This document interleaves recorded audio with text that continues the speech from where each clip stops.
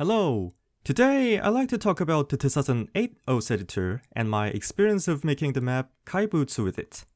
I've played those for a long time. I started with the original Init series and joined those at 2008.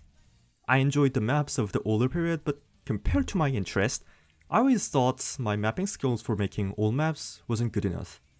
Sometimes I tried to copy the famous DJ pop style, but it didn't turn out well. Luckily, I discovered that there's a private OS server based on a 2008 client, so I decided to actually make a map under that environment so that I can figure out the true feelings of an old map. There's a video from Pishifat discovering how the old editors look like. The difference from his video is that Pishifat tried to figure out if it's possible to make a modern style map with the old editor. What I'm trying to do is figuring out the mindset to make an actual old style map. First of all, let's see the difference of the editor function. The basic mechanism is the same, but the sliders are quite different. By pressing A, S, and D, you can switch the slider type between these three. The mechanism for creating a perfect circular slider was first implemented at 2012. You have to put a lot of effort to make some reasonable looking slider shape. What's the other technical difference? I'll try pressing Ctrl-Shift-S to scale the objects. Nothing happens. Ctrl-Shift-R, no rotation function. Oh, by the way, Ctrl-G was Ctrl-R at the past. So most of the basic functions that we use like rotation, scale up, polygon, etc. they don't exist. Those were only implemented around like 2010 or 11. Then, what kind of editor functions actually existed? We can flip objects. We can also rotate them 90 degrees, and yes, we can copy-paste objects. That's all what I can think right now, and it's no surprise that old maps use symmetry a lot. There isn't much function to place objects in a stable way. It leads to my personal conclusion that I should turn grid snapping on to carefully place objects. Now, let's talk about how hit sound worked. It seems most mappers place the hit objects first, and then add the hit sounds next. Well, I personally add hit sounds at the same time when placing objects, and it's pretty important for me to decide which hit sound logic to use at which part of the song. And surprisingly, the old hit sound highly affected the way how I had to choose rhythms. On today's slider, we can set a different hit sound on the head and the tail, so we can use whatever rhythm we want to. But this kind of thing was impossible because we can't set an individual hit sound for the tail and the head. If you had a whistle, then the slider is whistle. If you had a finish, then the whole slider is a finish. This gives you an impression that the head and the tail are equally important.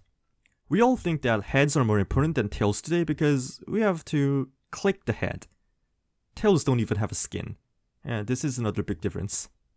And the real point starts here. If you take a look at the right side, there's whistle, finish, and the clap is missing. There is no clap at 2008. Some of you might think, what's the big deal? It's just a single hit sound missing. Nothing has changed. But in fact, it's a really important difference. To explain this map, the main rhythm that I'm following for the song is the melody and the vocal. Of course, that's what I usually do, but under this hit sound limitation, following a single layer of the song was the best choice I've got.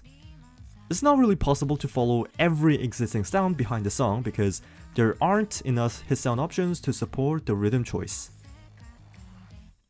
Let's take a look at the pre-chorus section with the missing clap in mind. Since it's the section right before the highlight of the song, we normally give a weaker expression to give an extra contrast. The common way of giving contrast in modern days would be giving difference in spacing, rhythm density, or slider velocity. 2008 editor doesn't support slider velocity change, and I didn't feel like giving a spacing change, so the most effective option I've got was the rhythm contrast. The clap sounds were the most prominent layer of the section, so I originally wanted to emphasize those while keep following the vocals. However, because of the hit sound limit, I couldn't express both claps and vocals. If I follow both, this section wouldn't feel that different from other parts, which defeat the purpose of giving contrast. I had to purely follow the clap layer with the whistle hit sound to give a difference. The ranked version is using a proper clap hit sound, by the way. Once again, I want to emphasize how important hit sounds can affect the rhythm choice. Today, we can use claps anytime when we want, so I think that allowed more freedom to us in rhythm choice. We can still follow a single layer or follow multiple layers at the same time. It's a great difference because old editor only had whistle and finish available. Because of the limits, I think the older rhythms heavily focused on the main melody or the vocal, while rhythms today mostly follow the percussion. Claps were added at the end of 2008, and I think that was one of the big events that also affected the mapping meta. You see, maps after 2009 has a higher density compared to the maps before. Well, it's just maps old and older. And finally, this is something that I realized during the modding process, and it's about the combo logic. Sometimes people just add new combos at every new stanza. You can see that with the large white tick on the timeline. Those ticks don't exist at the old editor. Placing new combos were more arbitrary than having a fixed combo cycle.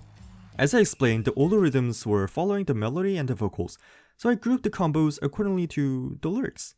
That's something different what we do with the new combo today. Alright, so that's all what I wanted to share about my mapping experience using the 2008 editor. The conclusion I found is that depending on what editor you use, it might give a completely different result. Old editor lacks several functions, of course, but I think that makes it a different editor, not inferior editor. Who knows, they might apply for the future later editor. Okay, so thanks for watching and see you next time.